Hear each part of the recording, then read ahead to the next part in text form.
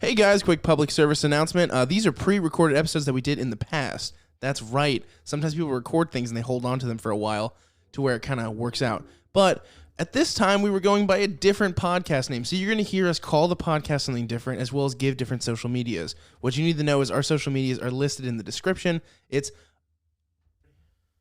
twitter.com/apilotpodcast, instagram.com/apilotpodcast, and follow us on all social medias.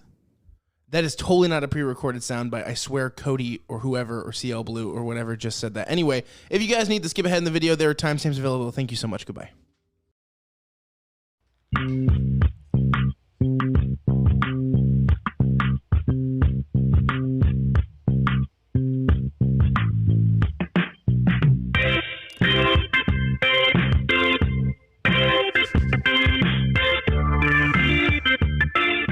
How's it going, Smarty Mart shoppers? Don't worry, Cody. That microphone's not plugged in. Well, I did savagely. I mean, CL Blue. Fuck my life. Fucking A. It doesn't matter. I think the jig is up. But they don't. It's not even really his name. I mean, it is, but it's not. Allegedly, again, giving away all my secrets. Yeah. I have to have some mystique. Yeah, but when we were doing that, he was dancing around to the theme and accidentally punched the microphone. But thankfully, that one wasn't on. So Blue had it coming. So here we are.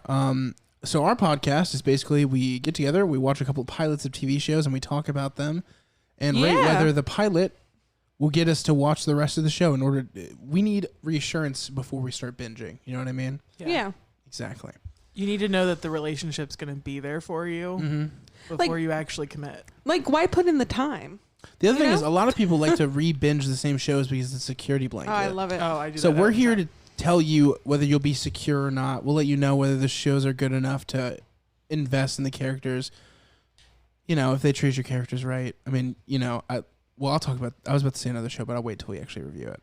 What are we going to talk about first? Gilmore Girls? I think Gilmore Girls. Okay. Yeah. We chose super polar opposites: Gilmore Girls and Entourage. The show might as well be called Entourage Boys because Entourage Boys. They are very different. Oh yeah, it's jarring. And they came out around the same time. Cody and I are both super fans of Gilmore Girls, I'd say, right? It's a great show. Yeah, but this was Logan's first time watching it, so I want your take first. Yeah, what did you think of the program? You really want me to rip it apart before you even explain what the show's about? Okay, so it's about a mom and a daughter in a small town. The mom, played by Lauren Graham, Lorelai, she pretty much was raised in a rich family and everything up in Connecticut, and then she got pregnant at 16 and ran away to a small town called Stars Hollow in Connecticut, and she raised this kid all by herself, and the town's kind of got that homey feel where everybody kind of shut up. Sorry. Everybody kind of raises the kid together, you know, and it's just about 3 generations of the same family and how they all interact with each other, I'd say. And it's kind of like a coming of age story too, because it follows Rory, the daughter played by Alexis Bledel. Yes. Up until she's in college, starting at 16 up until she's in college for about to graduate, I believe is Don't where be too spoilery. I'm just kidding. I mean, we all know she grows. Yeah, she ages. Spoiler alert. So yeah, it's a great show. You can kind of I feel like. Excuse me, I burped. I feel like I almost grew up with this show because I watched it when I was younger and I never really finished it, and then I restarted it recently, and I haven't finished it yet again, but I want to, and I'm excited to. What are your hot takes on it, Cody? I think it's great. It's a great program. So I also grew up with it. Mm-hmm. And I remember being so proud because the whole entire time they're building up to, they want Rory to go to Harvard. That's her goal. And I remember in 3rd grade, they asked, they were like, what college do you want to go to when you grow up? And I was like, I want to go to Harvard. You know, and I remember everyone looked at me and was like, congratulations, voice of a generation. And that definitely did not happen. The funny thing is too, it's funny that Cody and I both like it so much because we grew up in the same small town too, Yeah. with a very You're similar. narrowing down even more who he could be. Sorry, I'm in witness protection. You Right? need to stop.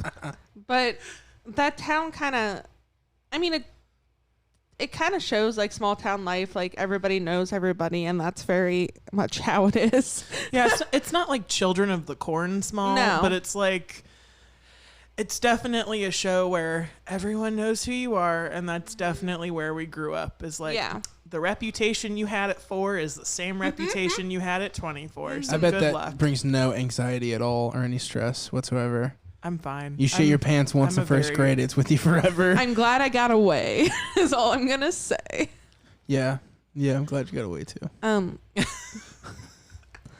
The class guinea pig in first grade died at my house. And I was kind of like a weird kid. And so there became a rumor that I had killed the class guinea pig via microwave. And that and that rumor stuck with me up until I fucking And that left. smell stuck in my microwave forever. Oh my God, shut up. Had to buy So, a yeah. new one. So yeah, it's true what they say about small towns. We had a pet tarantula in kindergarten, What? I hate that. and I refused to take it home. I don't blame you. I was like, no, sir. That's not terrifying. coming in my home. That's not coming to Harvard with me. Yeah, it's not sharing a dorm room. Maybe at Yale. Yale allows that, not Harvard. Old So, Princeton. Franny and I definitely have a love for this show. Yeah. And it might be like a little bit nostalgic, but yeah. I do You think think? it's a solid show. It's about talking fast and getting as many pop culture references as possible. That's Right. basically what the show is. And it's funny because I didn't get the pop culture references when I was younger, but now I do. I don't think anyone did No. because they were talking so fast. They You're just were like, talking cool. fast. In the DVD pamphlets, they used to print out like these are like the references and what they mean. Really? Yeah. They Oh, that's did. cute. They might be in your DVDs in Yeah. your living room right I now. have it. I have every box set. Me too. But it's okay. Cody said something to me when we were watching about how when Lauren Graham will grab Alexis. Yeah. Can I after that, can I give my Yeah. piece on Yeah. Alexis, please? Thank Yes, of course you can. So basically, Alexis Bledel was a brand new actress. They picked her out because Yeah. she was like a pretty model with blue eyes. you. I like new actress, implying that she was yet an actress. All right. Yes. This is one of Hold the... No. We're talking about her being an actress. I got to Yeah. say this bit before we continue on with giving her, passes. Like, she was new. She was this. She was shit. The worst. Dude... She was so bad, it brought the whole show down a level for me because whenever she was on screen, anything that was interesting that was happening, it was taken up by her constant poop faces she'd make when she was thinking.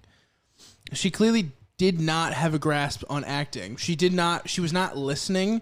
It was like she would sit there in like open space, like basically like in Chernobyl or wherever, in limbo, and she'd sit there while the other actor or actress is talking, and she wasn't listening, and you could tell by the way she'd respond. If somebody would be talking like, so what do you think about blah, blah, blah? And she would go, oh yeah, sure, why not? Like she was Yeah. not listening as an actress. She was a bumbling idiot. And okay, we'll go ahead and continue because I'll get onto my other stuff later. Yeah. I don't want to butcher it all in one sitting. Well, basically, the whole thing was season 1 was definitely a learning experience. And so you'll see, like, oh, Lauren Graham, like, hug on to her. And that's because she's, like, leading her to her next mark. And I just find it so funny that Logan's like, screw this 18-year-old girl and her entire career. Yes, exactly. Right. Exactly. Hey, if we can boo off the girl from The Happening, or people can snap at Zendaya for her work on Disney Channel, I think this 18-year-old model can take a little griff, especially when she's the star of a fucking show. And I'm sorry, but anyone with an acting class in 12 minutes can do better than this bitch did. I'm not shitting on her because she's 18. I'm shitting on her because she's so bad, even for 18. Yeah, I think I just kind of excuse it a lot because I'm like, well, she's just supposed to be a 16-year-old. Think about Will Smith in The Fresh Prince of fucking Bel-Air. That's a good point. First time acting. Yeah. Now, granted, he's a very charismatic person, but still, it's night and fucking day. We should definitely do that one for the pod. That'd be fun. Is that his first role ever? Yes, first acting role. I mean, he had been an extra in like a music video for somebody Yeah. else, but that was his first big moment. Okay. Interesting. Mm-hmm. So Him and Jazzy Jeff got a show together, and then they found Will far more interesting than Jazzy Jeff, and then Jazz just became a sub-like character, like every once in a while.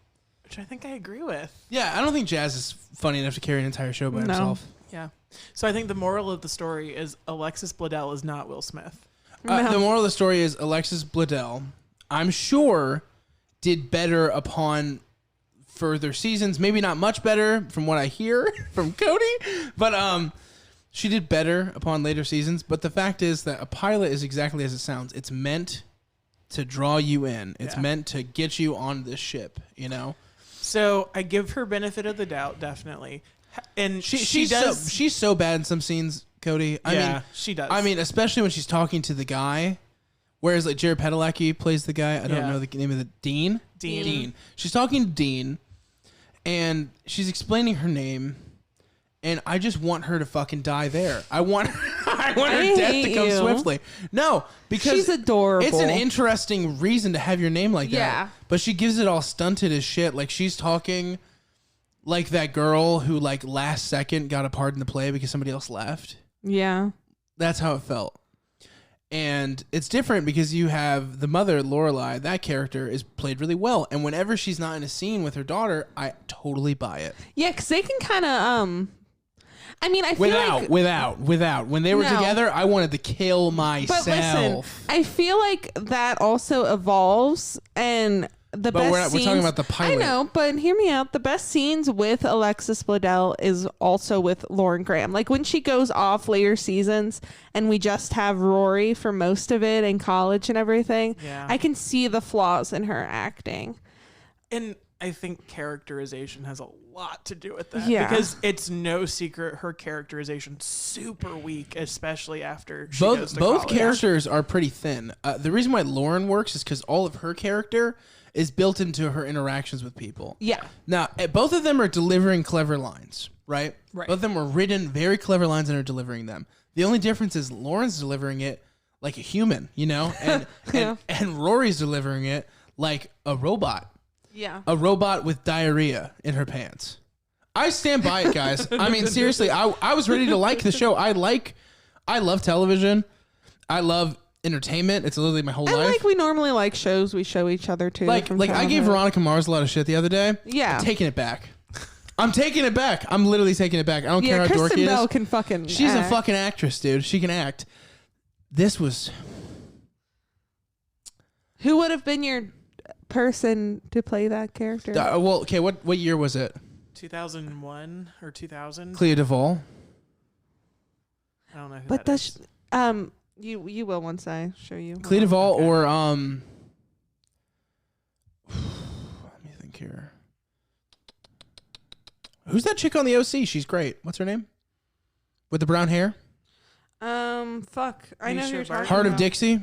Oh, I know who you're talking Yeah. about. Shoot, She's what's her great. name? I'd hire her too. I would not. I find her incredibly unlikable. But she's a great actress. She plays unlikable characters on purpose. She could easily... This could have changed the whole point of her career, you know? This is a great role for a real actress. You know? I think it's a great role for anybody because Okay, so... Yeah, it helped her career because it's a good show. Yeah. Okay, She's She's a in- familiar face. What is she in? That one. Tons of stuff. That one. The Faculty. No, the really iconic one that she's. Oh, never mind. Okay. There's tons. I'm thinking of somebody else, but yeah. I mean, I feel like Maybe her or, you know, like... I don't know. People want to blame it on the age, like it's an 18-year-old girl, but... But they also cast it so well. Like she looks like she could be Lauren Graham's daughter. That's not how it works, Yeah. though. You don't cast somebody by how well they look. You cast them on how well they act and then hope to find somebody within the same range of both. It should be good actress first. I feel Looks like- like them second. I feel like they definitely started with Lauren Graham and said, okay. Oh, 1,000%. Yeah. The show is built around her. Yeah. And it's shown by the interactions of the other characters. She is the dependent for everybody else. Like she takes care of everybody. Yeah. And it's shown throughout the show. She is in some way taking care of everybody's feelings and emotions. She's a very interesting character. I think if the pilot was shot... Oh, by the way, I saw 2 different times where I saw a cameraman in this fucking show. Now I get it. Now I get that it wasn't meant to be seen in 4K. But This it was shot in also- 2001, 2000. Yeah, and it was also very distracting scenes. Like You caught that because you're good at catching that kind of thing? No? There was a guy in the window it was either that or they were being stalked by a killer with a huge camera. Yeah, so they're in if you watch Gilmore Girls, they're in Mrs. Kim's antique shop, and at one point you can see the cameraman's reflection in the window, and then the other time when you said you could see it was at the grandparents' house. Yeah. Mm-hmm. In a mirror? In a mirror of their like little cabinet at the end of the table. Okay, gotcha. Because I know it was a cameraman because it was two men sitting, and I was like, "There's only one man in the scene." Gotcha. Unless there's a ghost. But actually, no, that's not even the most egregious. The most egregious is the fucking scene where she's talking to Dean outside, and they don't have she's not focused. This shot is not focusing. It's blurry as shit. Yeah. I mean, I mean, I get that there's a whole blur effect over the whole show. Yeah, they definitely and that's do fine. that as like a artistic choice. Yeah, but the fucking camera has to be focused. Okay, her eyes should not be bleeding into her nose. That looked fucking bad, guys. That's like student film bad. And when it's in a big budget show like this, yet again another Warner Brothers property, Wow. I think they need a little bit of camera work. Because the other thing is there's great shots in it. There's one point where the mom goes and visits the grandmother, and they're sitting in the living room, and you can tell they haven't talked in a while. It's clearly like a division, and they actually shoot it perfectly to where they're both on opposite sides of an equal room. But one is in a more comfortable spot, like a luxurious couch, and the other one is in essentially a fold-out chair. Not literally, it's cushioned, but it's to show the class divide and the literal divide between the two characters. And that's really well shot. Where was that the rest of this episode? It's clearly there.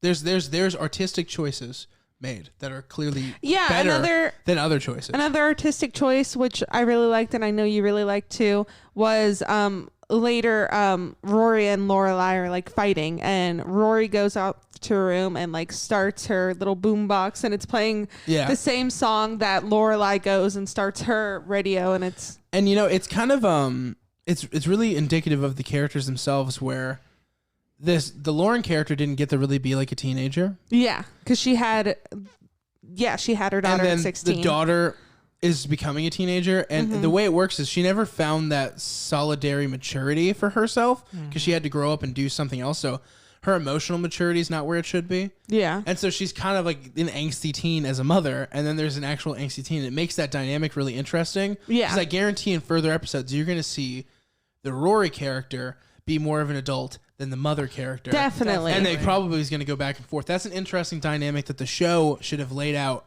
instantly. And it did in that moment. Yeah. But give that to me in the beginning so I don't hate this Rory character.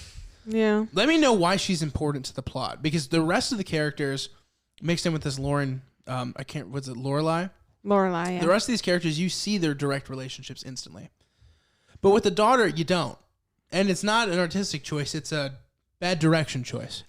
The show didn't know what it was. And so when the creator was going in and pitching shows, this was the last one she pitched. She was like, it's set in a small town. It's about a mom and her daughter, but they're more like sisters than mother-daughter.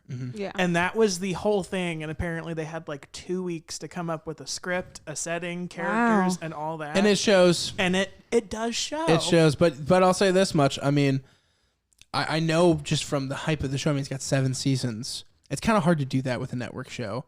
So and clearly it even they has, had something. New stuff too. It even has a year in the life. Yeah. I kind of took it as like it's like one of Franny's vampire shows, but without the vampires in it. Like it took out like the cool part for me. But there's more shots that are more artistic than in one of those shows. Like for instance, there's one point where she's outside and it's the mother and she's in like a bad mood. And it's all snowy, so it's really white, kind of like almost like an eggshell color, the whole shot. The car is that same color. Her scarf and clothes match everything. And it kind of just shows you the inner turmoil of the character, as well as like the lack of being able to provide what she needs for the daughter. Like you see her blankness in that shot, where she's not everything she needs to be, for her daughter. Yeah. And I bet that's also an ongoing theme, but she's trying her best, and that's also reflected in the show. Melissa McCarthy's awful. I hate her in this. Yeah. I see that. I mean, her whole character first season is bumbling oaf. You want me to sell my car? You're gonna sell your car, bitch. Yeah. Show me. Sell your car. And it's kind of annoying too because like, again, I feel like you got to see the show to appreciate that character because she forms into an actual fucking human being. But they just started her off in such a stereotypical. It seems like this pilot started in the fourth season of the show, in the sense that, like, think about Boy Meets World in the fourth season. They had completely turned Eric into an idiot.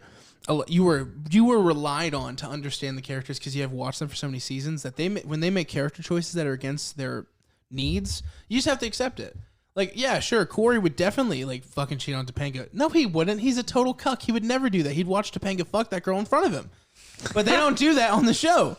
This show had character choices, especially of Melissa McCarthy, where it wasn't real. Yeah. It wasn't a real person. Yeah, they kind of overdid her in the first season hard. She kind of comes off like a cartoon character. Well, that's her biggest flaw, is she has best friend syndrome, because your entire focus is on Lauren Graham and her struggles and what's going on in her life. And Suki's just kind of like the ear. And they're like, we're going to give her something fun and quirky to do while Lauren Graham's complaining about everything. Sure, but I think that the diner characters, like the waiter at the diner, Luke, he does so little. But is so receptive to what they're doing to where he's a better ear character for me. If she was to sit there and explain all her problems to him, I accept it. And it kind of becomes that. He's very statuesque and like there for them, very clearly. But he's like the no nonsense guy. Yep. They need that to play another. These two girls, they're kooky. You don't need another kooky girl to talk to. Otherwise, it's just all fucking bullshit. I'm just being real. And I feel like some of the weakest scenes in the show are when it's Melissa McCarthy, Alexis Bledel, and Lauren Graham. I think it just might come from my inner kookiness, but I love seeing, especially in later seasons, they get more of an integrity to bounce around with each other. Mm-hmm. And Luke is definitely a grounding force in this show. And there needs to be a character that reminds you that there's consequence. So like all these characters are wild, and if something wild happens to them, they'll get upset. But these are also the same characters that are going to make a joke about in the next episode. And you guys are going to roll off. And it kind of shows too that he's like the guy thinking about the consequences, even in just like the fact that he's worried about like their dietary needs and shit like that. Someone's got to be the nag. Yeah, that's just how it is. And I felt like Melissa McCarthy's character should have been that, but instead she was. I'm going to be Chris Farley on Saturday Night Live during this drama. So ironically, the character of Drella, the girl that you were like, she's a bitch with the harp, she was originally Melissa McCarthy's character. Oh, wow. So they had her cast as Suki, and then they found Melissa McCarthy, and they were like, oh, she's way better at this role than... Yeah. So technically, it's the same personality, but I wonder if Drella, I think her name's Alex Bergstein or something like that. Yeah. She plays Lois on Family Guy, yeah. I would have been very curious to see how that dynamic would have played a lot more. For me, it would have been more like the difference with this character is you don't get why they like her. Yeah. Like it's not kooky. Like if they had done like a Thelma and Louise kind of thing where it's like, oh, these two girls, they're up against the town, you know, or like these three girls, they're on it, you know. But Melissa McCarthy is just a fucking accident prone, obnoxious, sweaty character. Yeah, I feel like that brings up a good point. They don't. She's the Olaf of the Gilmore Girls universe. But they don't ever really like explain how they became friends or anything. It kind of just seems like friend by proximity. They explain it later. They do? Think they're like, she started working at the end and they became friend friends. by proximity. Yeah. How would you not fire her? That makes the most sense. How would you not fire her before you guys get to the point of being friends? Realistically, because the rest of the show is so realistic. Listen. So I imagine that there's some kind of hotel insurance. I don't know. And also, Lorelai. Yeah, but you don't let somebody burn down the hotel every week. Listen, maybe Lorelai started out at that inn as a maid. Like she didn't have authority. Right. No, but what I'm telling you is, why didn't anybody fire this bitch? So you'll find out later. I love you both, but if you burned down the kitchen and it was my kitchen, I would fucking fire you. She's a really good chef. Well, she's says, not. I took down the Viking. Shoot, and that's like the first time she's done it. Yeah. Is she's surprised? I saw 3 different kitchen fires in one episode, y'all. We're not going to play like this isn't happening. Management doesn't know about the other 2. And also you find out later the owners are very far away. Yeah, the owner is like a mother Yeah, she's figure like to her Lorelai. pseudo mom. Are you guys giving spoilers right now? Yes, of course we are. We're just gonna always put that there's spoilers. Yeah. just in She's case. not important. She's really not. She really But only comes. if you guys want to talk spoilers, we can. I'm just saying we gotta She's- tell them there's gonna be spoilers. I forget her name, but she's like an older lady who Yeah. basically took Lorelai and the baby in, and you see her for 3 episodes. Yeah. She's not important. Pretty much when they came to Stars Hollow, they lived at the inn in like the maid's quarters. Mia, that's her wait, name. Mia. Pause. Mia. So there's a character who is nice enough to take in a 16-year-old girl and a baby, and they focus on her for 3 episodes and then essentially never bring her up again. Because Lorelai, But we get like 20 can run episodes the with end. Melissa McCarthy lighting shit on fire. Well, I think you get like 100 I think it's episodes. important that they don't focus on that pseudo. Hold mom. on, how long is she in the fucking show? Oh, she's Melissa in the McCarthy's show there the whole time. Yeah, She is in the show. She's and then probably in you every guys don't know episode. this, but I look shocked. She's not in A Year in the Life. But Really? She's in one scene in A Year in the Life. Wow. Spoiler. Spoilers. No, we're gonna put spoilers on the video. It's Well, I fine. haven't seen A Year in the Life, so you can't spoil it. Too bad for me. I mean, it's okay. Man, okay, well, those are the issues I have with the show. I think ultimately, this is gonna be a really unpopular opinion. I think if you saw the first pilot, I wouldn't watch the rest. I'm just being real. I think that if you just watch it on its own and you were asked to continue on, for me, Yeah. I would say there's not really a whole lot for me here because there's not really, on top of them being really quirky characters, I don't care about repercussions of actions because nothing important's happening yet. This pilot is incredibly unimportant. So is the show, if I'm honest. Really? But It is- there's it is probably a slice of life show. there's probably inner turmoils though, right? Definitely. Some. See, Yeah. the inner turmoil in this is that she's trying to get a check for her to go to this special school, and that is resolved twice. Yeah, so what happens? So the first time she goes, I don't want to go to that school. That's one resolution for your brain. I get that that's not what they're going to do, but that you already have a resolution laid out. Then they get to the house, and like, I actually am going to go, and we're going to deal with each other, and I'm going to the school. It's multiple resolutions. Give me some inner turmoil where I'm stewing, wondering how they're going to fix the problem. That's what slice of life should be. It should be small problems made to feel gigantic for the viewer because you care so much about the characters. Even this early on, there should have been more something for me to bite into. It just was not there. So tell me, do you think you would enjoy the show a lot more if A, Alexis Bledel was replaced by someone else, and B, Melissa McCarthy is either in a different character or replaced with a different character? I think I could just take one and be fine. I think if they just had a decent actress in the daughter role, their characters and their interactions would be interesting enough because the dialogue is interesting enough. The story is written well enough and the dialogue's written well enough. But when you're giving me characters to not give a fuck about and you're not giving me any high stakes, you're giving me nothing. I can deal with kooky Melissa McCarthy. If she was in the show but they had fixed the daughter-mother problem, I'd be fine with the show and I'd probably watch it. I think it's worth a chance. I mean, clearly it gets better, so take it from Yeah. them. They're the ones who have continued on. I'm just saying, from my perspective of watching one episode, that's how I felt. it definitely is a slice of life. I feel like the stakes are really never too high. But that's fine if you With care the- about the character. yeah. Like, if You you more care care enough about about the the- character to where her boyfriend broke up with her and it crushes you, that's good writing. Yeah, and you get there. You really get there with Alexis Bledel, regardless of her acting.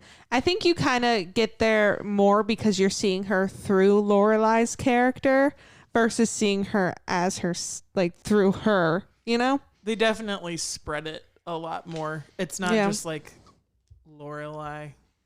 And then you have like a couple Rory scenes. I think as Rory gets stronger, you kind of get Yeah. more with her and you get to love her more. She's definitely not a great actress when No. this starts, and Yeah, I mean, and like all jokes aside, that's something to really care about. it is Like, That is. because we're not talking about, the bellhop. We're not talking about the innkeeper. We're talking about the second lead. Yeah. It's got to be good enough to make me care. And the fact is, they left her out of a lot of this pilot, and I know why. Because she's fucking boring. There's like 10 minutes in the beginning where she's just not doing shit. And it's because they're like, let's get her out of here. We don't want people to walk away. I yet. feel like her character writing isn't very strong for a while. No, I disagree. Her character is very interesting. Yeah. It's her that isn't. I liked everything she said to that, Dean. yeah. I like everything she said to her mother. I like the fact that she comes off like she's really like artsy and like wants to do a lot with her life, but when it comes to the simplicity of a cute boy, she's just reduced like anybody else. I think those are interesting character qualities. I think that she's just a fucking bore. I see that. I mean, I'm just being real, man. I think the character's great. I think the writing was great. It just wasn't good with her. I didn't see her as a bad actress really until like I kind of just ignored it.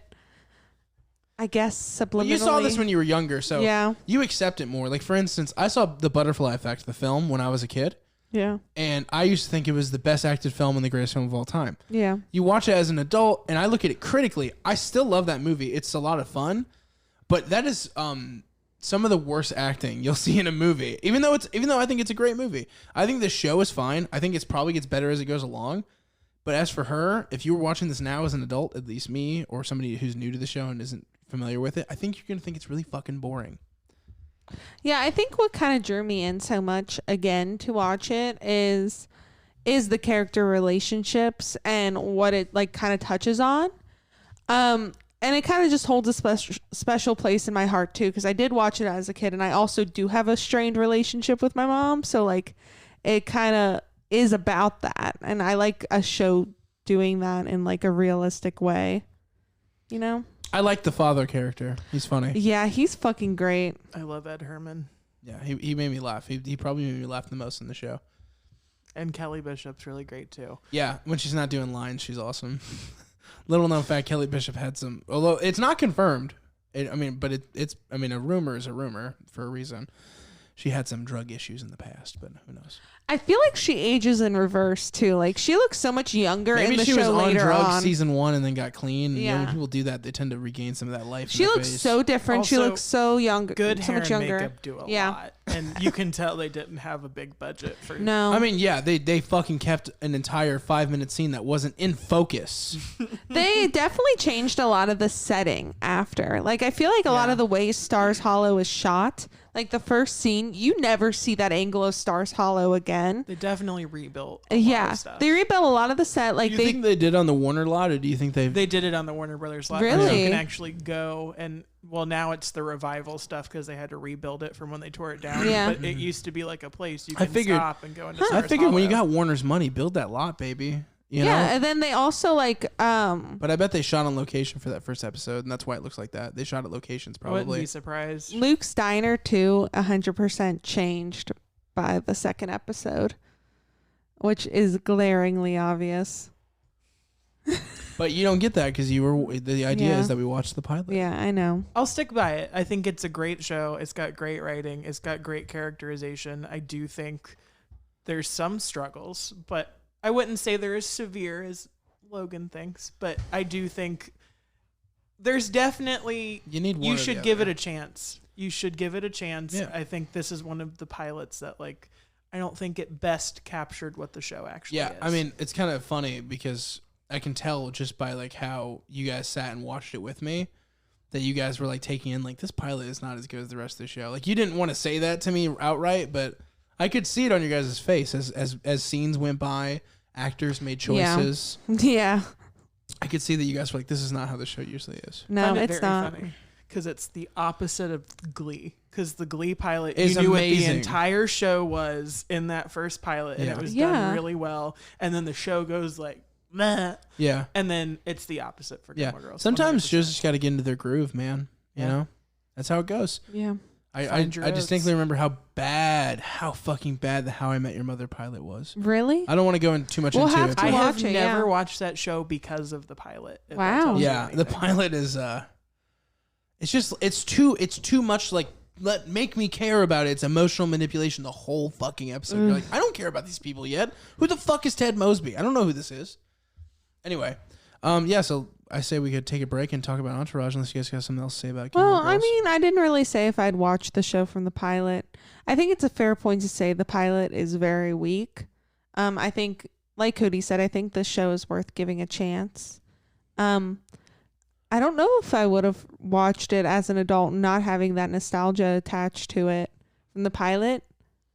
I think I would have probably watched a couple episodes at least, though, just to kind of see. Got Morbid like a groove for curiosity, it. yeah. Yeah, I hear you. Okay, All right. we'll take a quick pause and we'll come back with Entourage. Whoop, whoop. And we're back. Hello, hello, hello. All right. So we got through the most estrogen thing we've reviewed so far. Now it's for the most testosterone. Do you think it's more estrogen than Glee? Yeah, I think so.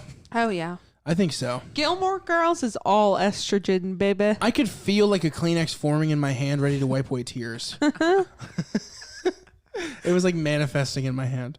And then with this, I felt like a bottle of Jack slowly like build into my hands.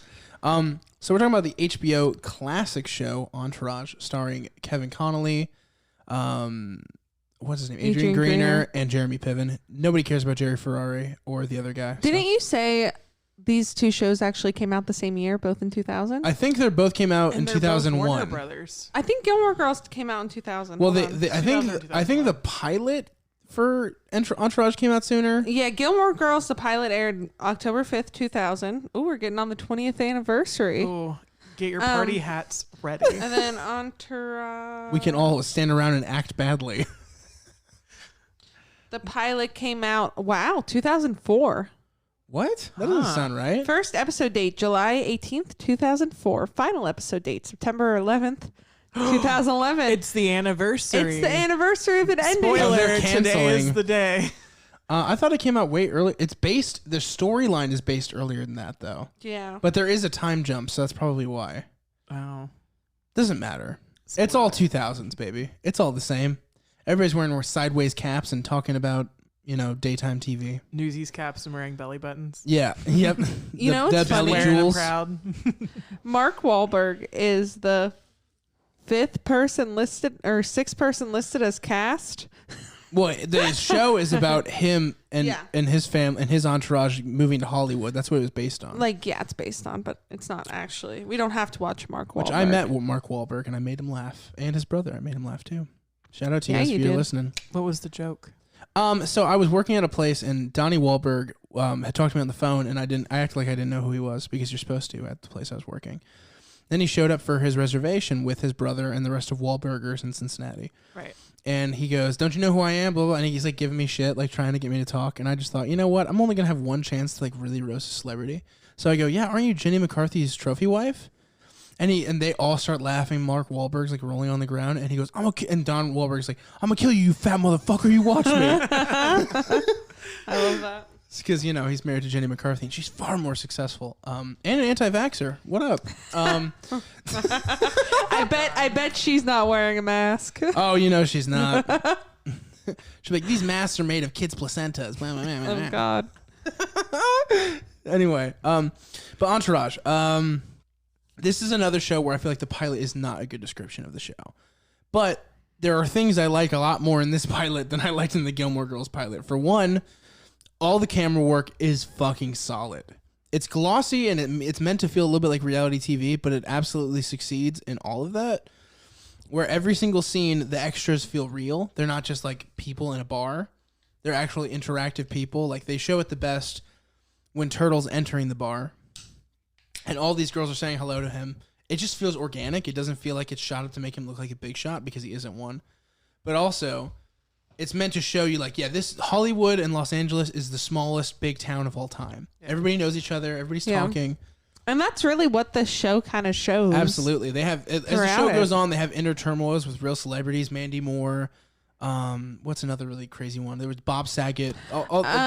Anna Faris, Gary Busey. They interlock with these celebrities because Los Angeles is a really small town in reality. But the show is about a kid. He's not a kid. He's 26. But about an actor whose brother was a failed TV actor, and they decided to fly out to Los Angeles and have this younger brother give it a shot, and he makes it big. So he brings his other friend from New York, E or Eric, to come be his manager. They're all from Queens. Queens, yeah. And it's basically, you know, these 4 bumbling idiots trying to get through Hollywood and make something of Vincent Chase, the character played by Adrian Grenier.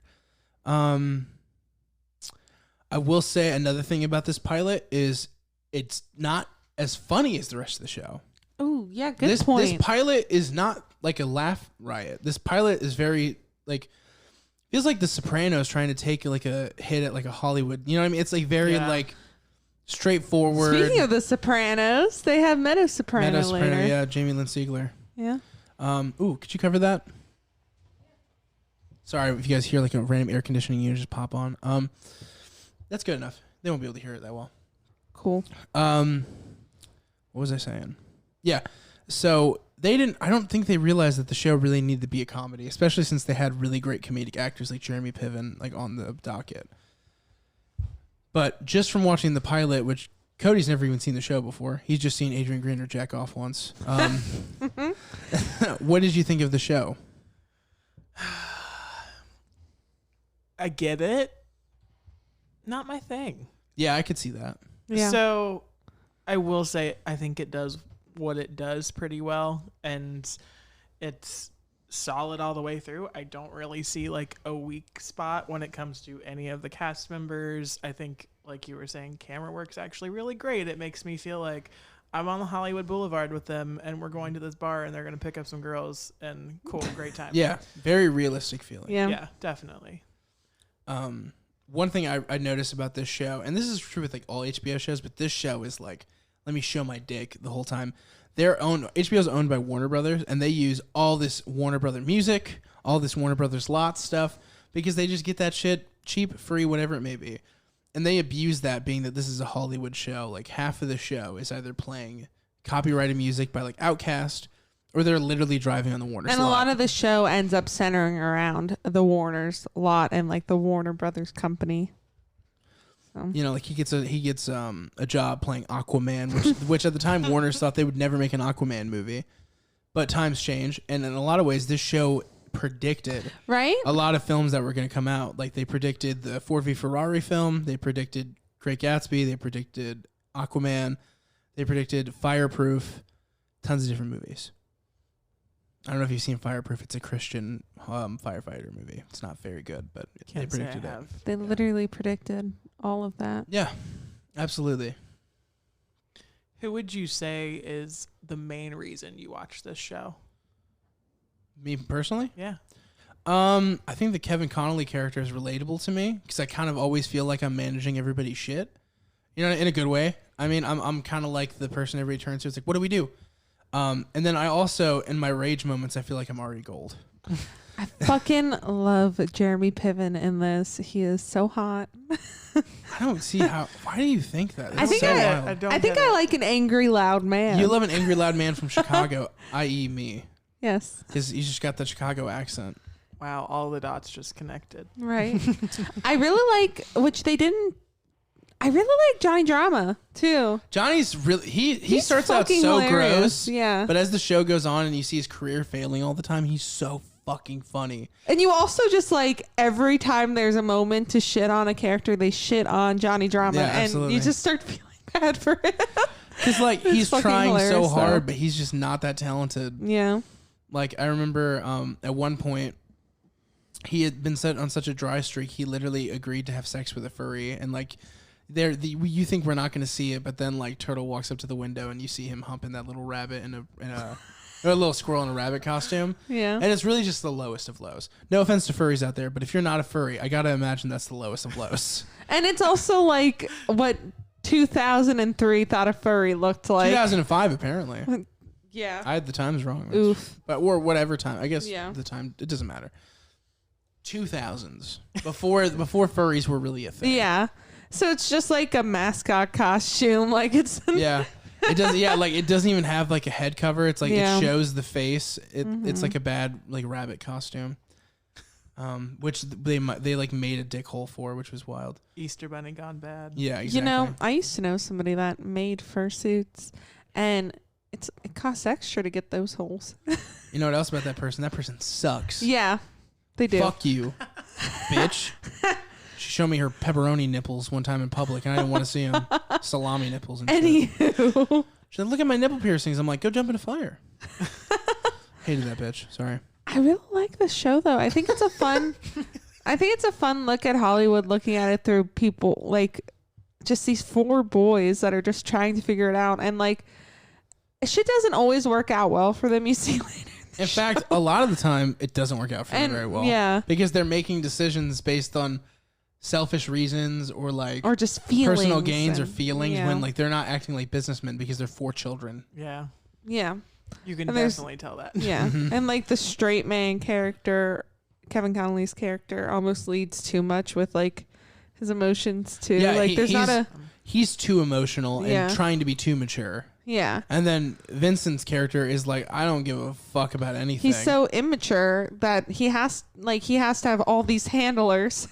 He's a man baby. He is like, just the man baby. I just want you to make all of my decisions, please. Yeah. And great. And it better work out. Yeah. Because now I can have you to blame if it goes wrong. The part I didn't like about the show is Turtle. You know, you should see a Turtle. Turtle had that. a transformation, not only in the show but physically. He's like a hot boy now. Yeah. He does have a transformation in the show, though. I feel like he kind of becomes a more lovable character. He realizes in the show, but you can't get this from the pilot. Right. He realizes in the show that like the way he's acting is immature and he's not really his own man, and that's the whole goal of the show for him is trying to find to be his own man. That's what I really don't like about him. Is I feel like the other 3 are big enough dicks that they're like, we're the biggest dick in the room. Yeah. And I feel like with him, it's just like he's running away with his weenie between his legs. Yeah. And it's like, okay. I get that. I don't care about you enough. But now there's Jerry Ferrara appreciation post because he's all spicy now. Ooh. So good for him. Yeah, like especially early on in the show, there's not really a mature character helping them out. I guess Ari's like the closest thing to it, but they don't fucking listen to him. And also Ari makes bad decisions out of emotion too. All of them do. And then it kind of makes you realize what Los Angeles is. It's a bunch of preppy, whiny babies all fighting over the same pot of gold. I think the best episode that shows what Hollywood is when it's that Jewish holiday.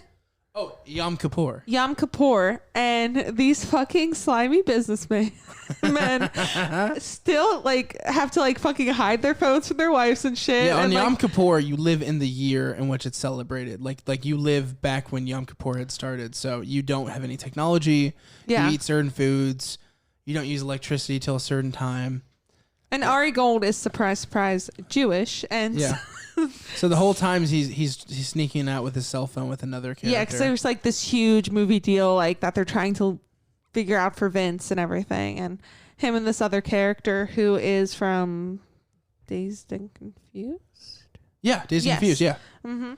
And they're like sneaking out with their phone, and then they like have to like walk all the way to this other church other to synagogue, go, other synagogue to go bother this other like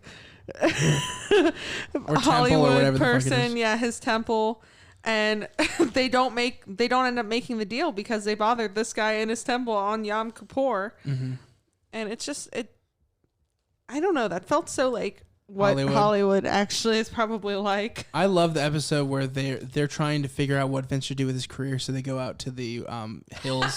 They go out to the desert and take shrooms. They go out to Joshua Tree. Yeah, Joshua Tree and take shrooms. That is a great episode.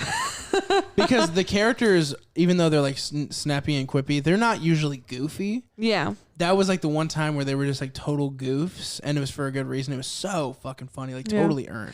Like Kevin Connolly's character forgets how to talk, so he's just writing on a notepad shit. And then like the one time he does talk, he like has like all the knowledge, and tells him exactly what he needs to be doing. Drama's like, I can get him to talk. He's like, how are you gonna get E to talk? You need to make E talk. Like they're both crying, and so Drama grabs like E's nipple and twists it, and E screams and then starts talking. Yeah. He remembers how to talk. It's a really great episode, actually. Yeah. There's a lot of really fun episodes in this. There's one where it's like a punked kind of thing, and Chuck Liddell like is ready to fuck up Drama. There's one where Jamie Lynn Sigler jacks off Turtle on a plane. Yeah. The thing about the show is you do need to watch it in order. It does have an overall storyline, but it's very much moment of the week. Like you're not going to feel like anything's dragged out because they're giving you something really new every episode to tackle onto. And that's what makes it interesting. Yeah. Like, because the characters themselves aren't deep enough for me to feel like that they, like these characters are very much like you don't get into their real deep emotions all the time. No, Sometimes not you really. do. But a lot of the times it's on the surface and what's happening on the surface. And it's like a fantasy. You're seeing them live this life that you wish you could live. And you're seeing them live it with insanity and bonkers bullshit and monsters of the week like Gary Busey or Mandy Moore. Like totally insane, unbelievable situations. And, you know, it's unfortunate they got canceled. But they did make a movie to wrap everything up. But I think that this show's pilot... It does what it has to do, but it is not as good as the rest of the show. I mean, I see that. it just couldn't be everything it needed to be in 30 minutes. Because it's also kind of short for a pilot. It's only 30 minutes long. And you said the episodes vary in length, right? Yeah, there's ones that are like an hour and a half. There's some that are like 25 minutes. Yeah. Okay. Totally random. I will give the show that I think its acting is some of the best acting. Yeah, for sure. It's really great. Mm-hmm. I don't... Even the character I don't like, I'm like, you do that really well. Like, Yeah. good for you. Yeah, Turtle, you totally believe Turtle's like a real fuckboy, you know? Oh, yeah. It feels Yeah. like reality TV. Especially know him like in every real way life. they set him up, like the car, the stupid pranks, Yep. the way he's like talking about women, like The way he gets women. You're The not way going to he fuck gets Vince. women. I'll show you where Vince eats breakfast. Like, yeah, desperate Oh, for I gave her a pussy. pair of Gosh. Vince's jeans. I think she left happy. And it just shows like all these people like riding his coattails. And I think it's funny that the character I almost like the least is Vince. There's just not a whole like there's not not a out whole there. lot of him there in There's the not. sense that he's really just like this pussy hound who just he's like Johnny Bravo, but he actually gets some. Yeah. He just kind of is around doing what he wants to do and expects And everybody who to he put him in the wants right to do. direction. Yeah, but he's also so like if they fuck up, he's so non-impact about it. He's like, yeah, whatever.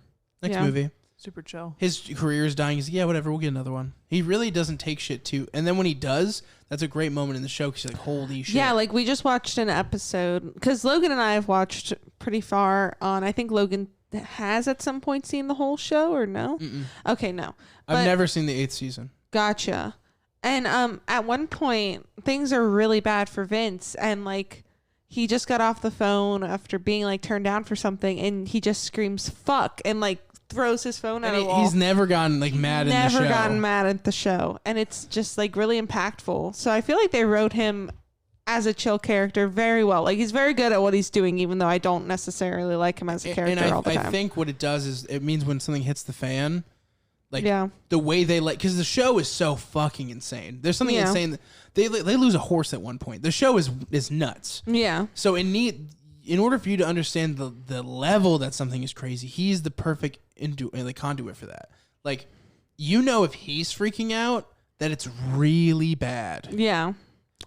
Otherwise, it's somewhat bad or comically bad or, ooh, this could get worse. But once he gets mad, you're like, they're fucked. Yeah, like the show kind of shows like spoiler alert, like he kind of becomes all close to like he starts off so strong. He's like Hollywood's golden boy. He was in a movie that like the highest grossing movie ever. Yeah. Aquaman. They made that the highest grossing movie ever. And then his they make some bad choices and his career goes really, really aggressively downhill from then to where he's only getting offered like TV stuff and only kind Or of like movies with like anthropomorphic dogs. yeah. Yeah. And then also like he had to go audition to be pretty much the person at a little girl's birthday party. Like Yeah. it really shows you both sides of the Hollywood pendulum, Yeah. like the really, really highs and the really low lows. yeah. Like there's a point where the characters are so broke they can barely do anything, and then another point, he literally is like giving out bags of cash. Like it Yeah. just shows you the difference and how quickly and how fickle Hollywood actually is. Yeah. But the Ari character, in my opinion, has the best transformation in the whole show. Oh yeah. Like that's the reason you keep watching the show, and it's weird because you definitely didn't get that from the pilot. You thought No. this guy's just a dumb dick. Yep. He is the most interesting character in the show. 100%. At one point, like they kind of set it up to where they could write Ari out, and I looked at Logan and I was like, if they fucking write him out, I'm gonna give up on this show. She literally told me once, she's like, can we just skip the scenes with Vince and E and stuff and just watch the scenes with Ari and his wife? Right? Because he's that interesting. You made another good point. I don't think they ever say Ari's wife's name. I think it's a meme. Yeah. Yeah, she's just called Mrs. Ari or Mrs. Gold in all the credits. It's funny. I think at the very end of the show they're gonna say it. I think that's what they're building up to. Do they show her at all? Yeah. Yeah. Oh yeah, she's super fucking hot. Her thing is she used to be like a soap opera actress. Yeah. Okay. And then kind of stopped that when they got together because he didn't want her off making out with other people. They even let you know, like she says her stage name at one point for the show, and they make a point to let you know that that's not her real name. Yeah. Just so that you can still not know what her fucking name is. It's really something. I love that. Yeah, I mean, what else is there to say? It's a great show. I think that it is like a polar opposite to Gilmore Girls. So if you didn't like Gilmore Girls, you'll love this, or vice versa. It's centering around 4 boys in Hollywood versus Gilmore Girls setting around women in a small town in Connecticut. And I mean, don't get me wrong. There's some like representation there. Like there are like gay characters in the show, but the first season, obviously 2004, they are just like homophobic bros. Slamming beers, talking about getting pussy. Like, that's the whole show. If you go back and watch Gilmore Girls, they say very problematic things at times. Holy shit. Yep. And so does this show. It's just the time. You have to realize if you watch either of these shows in our year 2020 that they didn't come out in 2020. And know that Jeremy Piven, which I didn't tell you this, because I saved it for the pod. What? Jeremy Piven has come out and said, because he actually had sexual allegations put against him, which turned out to not be true, which is good, as far as everybody can tell. He said he would never play another character like Ari Gold because he thinks it sends a bad message. He's like, as fun as that character is, that was in its time. If you do it now, it just comes off like this is an okay behavior from Hollywood. He's like, don't get me wrong. I think Ari Gold has a good heart. He's like, but he shouldn't get away with the things that he says or does. Yeah. And that's really cool that Jeremy Piven did that, because if he did more Entourage shit, he'd be getting paid, because that motherfucker is not working like he should be. He's really talented. And he is good. And he was almost Saul Goodman, by the way. Found that out too. God, that would have been interesting. Could you imagine? I cannot. I could see it though. I could fucking see it. I really think that'd be like a great character. Like, he's got that like is Better Call Saul still on? I don't think so. I thought it ended. I don't know. I only watched Breaking Bad like one season of Better Call Saul. Same. I did not finish it. Breaking Bad would be fun too. Yeah. Do Breaking Bad and Weeds together? Hey guys, if you have any suggestions, please leave them in the comments below. Yeah, or tweet at us. Or tweet at us. Or tweet at CL Blue. Yeah, tweet at CL Blue. He needs engagement. We are. I don't use Twitter, so I'll respond to you in 6 to 8 business months. On Instagram, Test Pilot, we are at just Test Pilot Pod. Then Twitter, we are. Don't reach out to Crosscut, because don't reach out to Madison Crosscut. will just be like, fuck that other podcast for those fucking assholes. We'll make a Twitter. I'm kidding. She'd be respectful. By the time this comes out, there'll be a Twitter. We'll link it in the description below. Yeah. Yes. And we'll also always have timestamps in the description below as well. And just a heads up, this is a spoiler pod. Yeah, I know. We're going to spoil the fuck out of everything. Maybe as we get better, we'll be like, let's talk non-spoiler and then spoiler, but that's not where we are yet. We're getting in the groove of this shit. Yeah, split it up into segments maybe. Yeah. But I don't know, guys. How much time are we at? I don't know. I forgot to reset the timer. I feel like we haven't talked about this long. So what I want to know is, you were talking about the positives and the negatives of the show. What if you were able to cast and write an Entourage? Like, what kind of Entourage movie or show would you make? Ooh, like, with this point. concept, what kind of characters would you put in it in these scenarios? Or who would you cast? Oh, okay. So I would definitely want something a lot more diverse, so that you're not getting just the same note, different flavors. Yep. Good point. So I would love a character like Klaus from Umbrella Academy. I'd love to see that side of Hollywood. Yeah. Someone who's super like drugged out and just incoherent. Addict, yeah. But like is maybe like a genius messiah type deal. I'd love to get like a Mandy Moore. I think that would be hilarious. She's great in the show. She's great. How long is she on for? Is she just an Like episode? a whole season. Yeah. Oh, okay. She's the love interest of Vince. She's Vince's love interest. Yeah. As Mandy Moore. Yeah. Okay, cool. And then I'd like to see someone who's, someone like Drama, who's like. So you keep Drama? Drama's an interesting. Drama, he's an actually. interesting I like character. Drama. He says horrible shit. I was like, he's fucking hilarious, definitely unlikable, but I do like Unlikable his but point of lovable. view. Exactly. I do enjoy his point of view. And then I would keep someone like Vince. I'd want someone who's like the golden boy, like get Zac Efron on here and tell me like, okay, everything's gone right in his career. Yeah. What does he do now that he's hit the top of the hill? And especially somebody that it seems like it's been so easy for. yeah. See, what I think would be really cool is there's always all these movies like Almost Famous or the TV show like Hannah Montana where you see a teenage or young perspective of being a performer. How great would it be if we had a Patti LaBelle type character who was like an older singer who was like still trying to work and her entourage is there so involved trying to get her back into the new scene. That could be the drama. That would be a great show. That could be Drama. I would love that. Yeah. Oh, yeah. Patti LaBelle is Drama.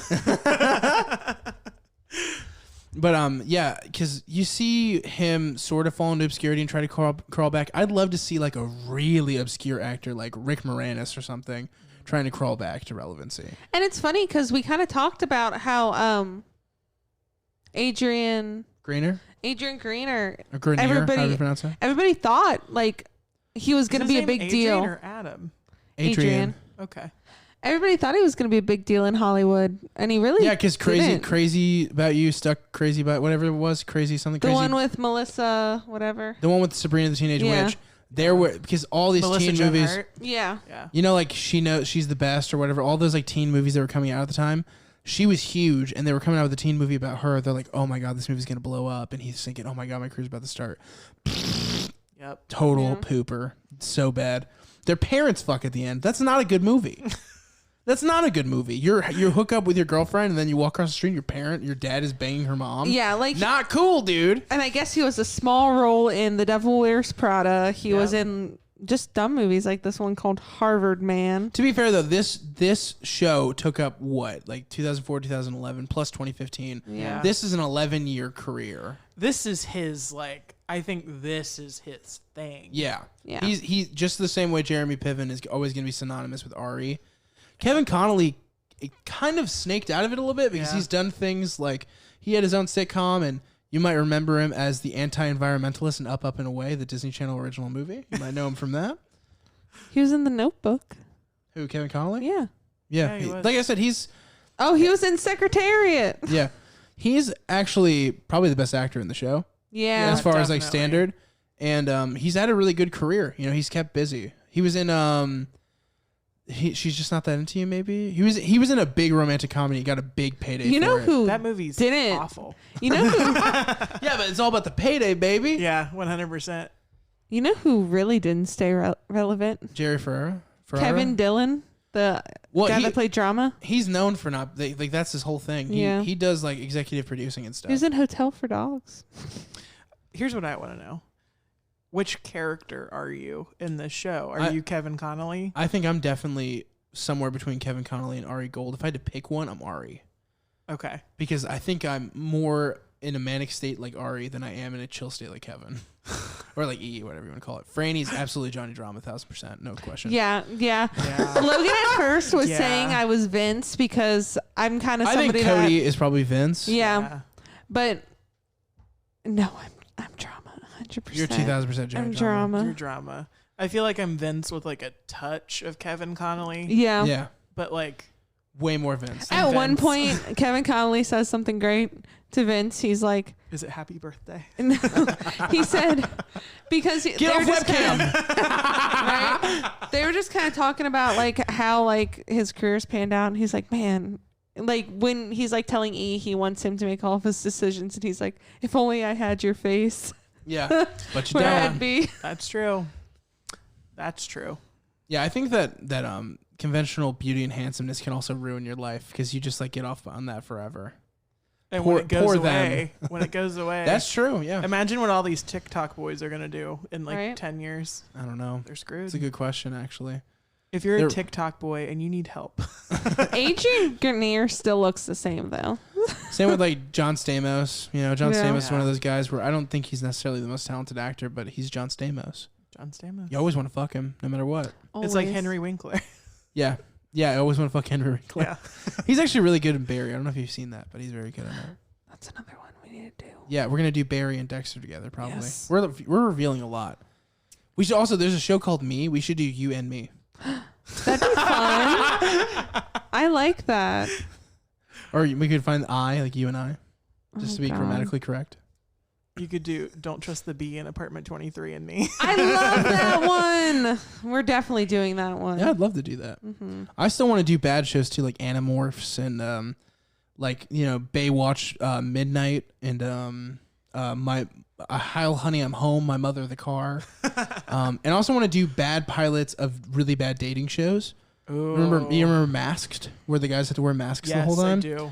That sounds. Yeah, and also like tell us what you guys think of the format. Like, should we do spoiler review? Should we not? What do you guys think? I think before we even talk to them, we'll do a little bit of non-spoiler, then be like, all right, spoilers start here. Yeah, I like that because then we can timestamp it and kind of go from there. So like the first 20 seconds are non-spoiler. We also And then need get to right into we it. also need to tell the plot before we do spoilers, because we actually do spoilers and then we say the plot. Yeah.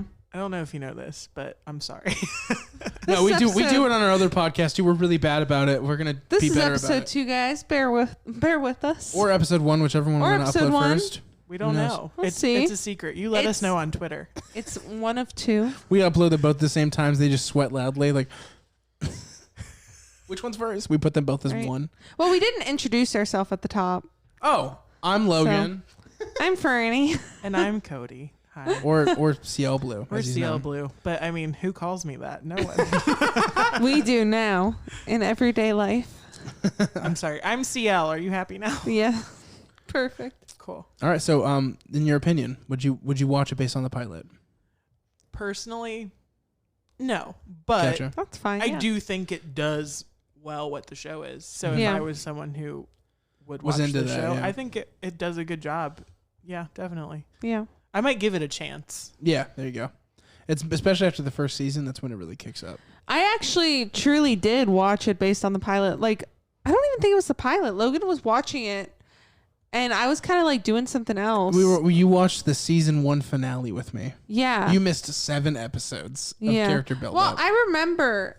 Well, we just like watched the pilot again, and I remember parts of it. I didn't you were remember the doing whole other thing. things. Yeah, I'd be like doing dishes or something like, and see it in the background, and it made me want to watch it. And I literally like sat down with him and started watching it from there. So yeah, I would definitely watch this based on the pilot. Mm-hmm. Yeah, I think it's almost obviously, better if you start somewhere else and not the pilot, though. But I like the pilot. I think it's strong enough. I think that the show is very inconsequential, where you can start at the beginning of any season. Yeah, you really That you can't could. start in the middle of a season. But you can start at the beginning of any season, and you'll be good. What season would you say is the best season? I personally don't have like a favorite season, but I would, if I was like somebody who didn't like the less funny stuff, I'd go season 2 on. Okay. But there's actually a season 3A and a season 3B, Oh wow. where essentially elements that are happening during season 3A, they show you what's happening on the other side during season 3B, and That's that's cool. really cool stuff. Really? Have we gotten there yet? Yeah, we watched it, Freddie. Oh wow. That didn't you notice everything was happening all at the same time? Yeah, I guess. Yeah, true. That is cool. Yep. So technically, Entourage actually has 9 seasons. Technically, because there's Wow. 3A and 3B. Okay. But it's all very good, in my opinion. Yeah. All right. Is there any social medias you'd like to plug, sir? Yeah, at CL Blue Official on everything. And then I have a EP called Temple. So if you like pop music that's about breakups, there you go. There you go. Fuck yeah. We are on we are a part of another podcast called Crosscut Cinema. We review movies with our 2 friends, and it's kind of like this. I mean, in fact, it's very much like this. We Yeah. review 2 things, we talk about them at length, generally spoilery. Subtract Cody, add 2 lesbians, and So basically, Subtract Cody- 1 lesbian, add back 2 lesbians. right. No, I'm kidding. But yeah, no, you guys can check us out there at youtube.com/crosscutcinema. Thank you. We are guys. on Instagram at TestPilotPod. Twitter.com/apilotpodcast. Instagram.com/apilotpodcast. And follow us on all social medias.